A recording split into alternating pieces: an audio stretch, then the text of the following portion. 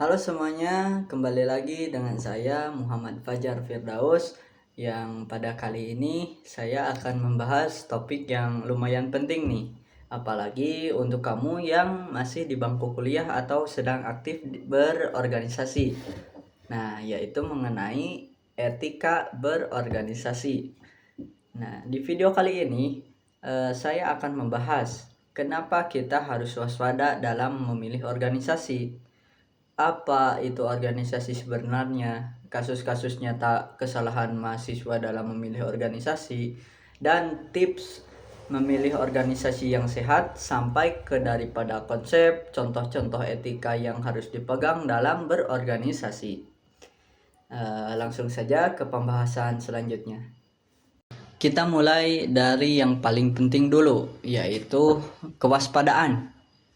Faktanya, lingkungan kampus itu tidak sepenuhnya bebas dari pengaruh radikalisme dan sekte yang menyimpang. Jadi, banyak banget buat kita bijak dalam menentukan wadah untuk berproses. Nah, ada 3 hal yang menjadi ancaman nyata di sekitar kita, di sekitar kampus kita. Kemungkinan yang pertama yaitu sekte menyimpang, di mana makin marak doktrin berbahaya yang berkodok organisasi tertutup, terutama di kota-kota besar, seperti kasus-kasus sekte sesat yang sempat viral. Yang keduanya yaitu paparan radikalisme. Jadi hasil kajian menunjukkan banyak mahasiswa yang terpapar paham ekstremis yang justru membahas integrasi bangsa. Nah, yang ketiganya ini sering kita tidak sadari gitu. Dari pendidikan itu bukan jaminan. Mahasiswa dengan IPK tinggi sekalipun tetap rentan dicuci otak kalau dia kurang paham, kurang punya pondasi berpikir kritis dan etika moral yang kuat. Nah, agar kita paham, kita mundur dulu, sebenarnya organisasi itu dibentuk untuk apa. Nah, jadi organisasi itu adalah sebuah kolaborasi visi yang dibentuk untuk menghimpun individu-individu yang mempunyai tujuan, minat ataupun kepentingan yang sama, agar mereka bisa kerjasama secara teratur, terarah dan juga sistematis demi mencapai dampak yang lebih besar dibanding perjuangan sendirian. Adapun menurut ahli yaitu James D. Money pada tahun 1947, beliau mengemukakan bahwa organisasi itu adalah bentuk kerjasama antara 2 orang ataupun lebih untuk mencapai tujuan bersama melalui pembagian tugas dan tanggung jawab yang jelas. Jadi intinya organisasi yang sehat itu punya tujuan yang jelas dan pembagian tanggung jawab yang jelas juga. Enggak adanya ancaman seperti 3 yang menyimpang tadi. Lalu kita masuk ke dalam pembagian refleksi. Ada 3 kesalahan umum yang sering dilakukan mahasiswa dalam menentukan organisasi kemahasiswaan dan dampaknya ke kehidupan akademik dan moral mereka. Nah, kasus yang pertama yaitu mengabaikan nilai dan aturan. Ini biasanya terjadi karena gabung organisasi cuma demi ngejar popularitas instan, ikut-ikutan doang gitu, yang ujung-ujungnya terjebak di lingkungan yang gak sehat, yang melanggar aturan, menyelewengkan dana anggaran, bahkan sampai bolos kuliah demi kepanitiaan gitu. Nah, yang kasus kedua ini ada overcommitment. Apa itu overcommitment? Yaitu sifat yang serakah. Ini kejadiannya ketika mahasiswa ikut terlalu banyak organisasi. Bayangkan ikut 3 UKM dan 2 himpunan sekaligus tanpa perhitungan waktu yang matang. Apa dampaknya? Nah, dampaknya dia jadi kewalahan, sering absen saat rapat, dan kinerjanya jeblok di semua kegiatan yang diikuti. Pokoknya jadi menurun gitu kinerjanya. Nah, kasus ketiganya yaitu organisasi yang toksik. Ini paling berbahaya, bergabung dengan organisasi yang awalnya menjanjikan katanya koneksi yang luas. Ternyata di dalamnya malah aktif nyebarin ujaran kebencian dan menjelekkan pihak lain di media sosial. Nah, dari ketiga kasus ini ada pelajaran berharga yang bisa kita ambil, yaitu harus pilih organisasi yang sesuai dengan nilai moral dan tujuan akademis kita. Utamakan pembentukan karakter di atas sekedar ngejar popularitas gitu.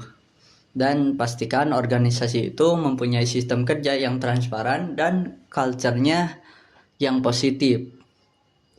Nah, agar tidak terulangi kasus-kasus yang tadi, adapun 3 tips dalam memilih organisasi. Yang pertama yaitu selaraskan dengan visinya. Jadi kenali dulu tujuan, nilai-nilai dasar, struktur kepengurusan, dan reputasi organisasi tersebut. Nah, serta pastikan organisasi itu agar tidak melanggar hukum gitu dan norma kemanusiaan di wilayah kampus. Yang kedua yaitu bisa manajemen waktu. Jadi menyesuaikan dengan minat dan bakat kita. Jangan berlebihan dan mempertimbangkan kapasitas waktu kamu. Antara tugas kuliah utama dan kegiatan organisasi. Yang ketiga ada filter lingkungan. Jadi pilih organisasi yang mendorong pengembangan diri positif dan pembentukan karakter kepemimpinan yang berintegritas tinggi.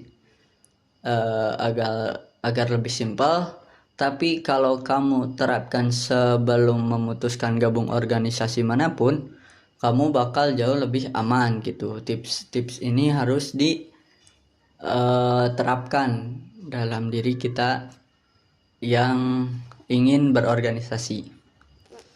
Nah, sekarang kita masuk ke dalam landasan teoritisnya. Menurut Tugiman, dalam bukunya yaitu Etika Bisnis dan Profesi pada tahun 2017, etika organisasi yaitu pedoman perilaku yang harus diikuti oleh seluruh anggota organisasi untuk menjaga integritas untuk menjaga integritas, kejujuran, dan tanggung jawab sosial dalam menjalankan kegiatan organisasi. Jadi etika itu bukan hanya sopan santun saja, tapi menyangkut integritas, kejujuran, tanggung jawab soal kita sebagai anggota organisasi. Selanjutnya ada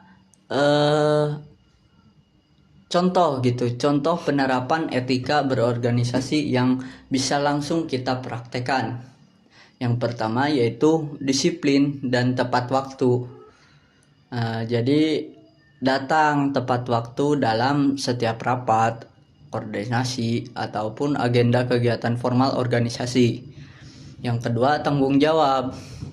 Jadi laksanakan tugas dan wewenang yang diamanahkan sesuai tugasnya masing-masing gitu, atau tugasnya yang telah diberikan, alias tugas pokok dan fungsi kita.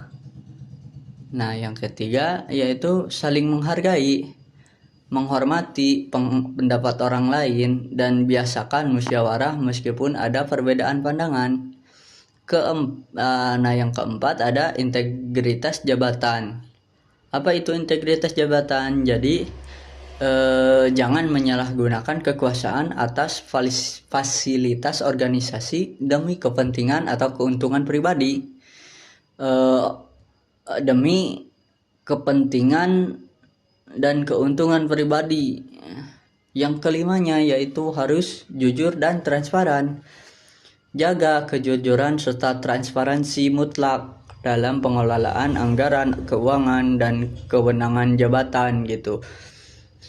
Jadi dapat terlihat gitu oleh orang lain segala laporan itu, utamanya keuangan gitu. Jadi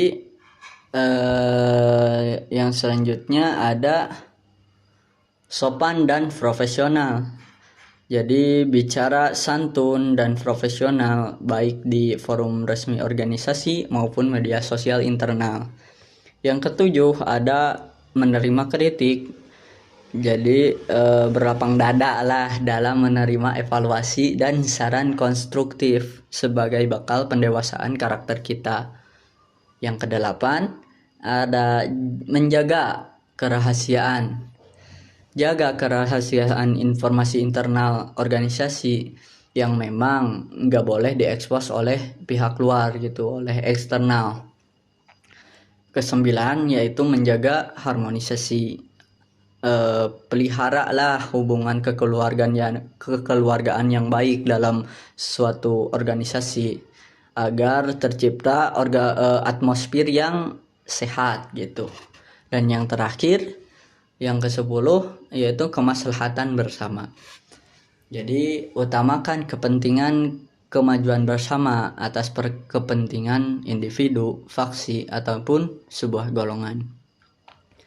Nah, 10 poin ini jika kita pegang secara konsisten, maka organisasi yang kita ikuti akan menjadi wadah yang benar-benar membangun karakter, bukan malah merusaknya gitu. Nah, mungkin itu saja yang bisa saya sampaikan. Mari kita rekap kembali mengenai materi yang telah saya sampaikan. Yang pertama yaitu kita harus waspada memilih organisasi karena tidak semua wadah itu sehat. Ada resiko radikalisme, sekte, dan organisasi yang toksik gitu. Lalu ada organisasi yang baik itu punya tujuan yang jelas dan pembagian yang bertanggung jawab yang jelas gitu. Adapun kesalahan umum yang harus kita hindari dan tadi yang telah saya sampaikan, intinya berorganisasi itu bukan hanya soal ikut kegiatan atau nambah relasi saja, tapi soal membangun karakter dan bertanggung jawab. Cukup sekian yang bisa saya sampaikan. Terima kasih.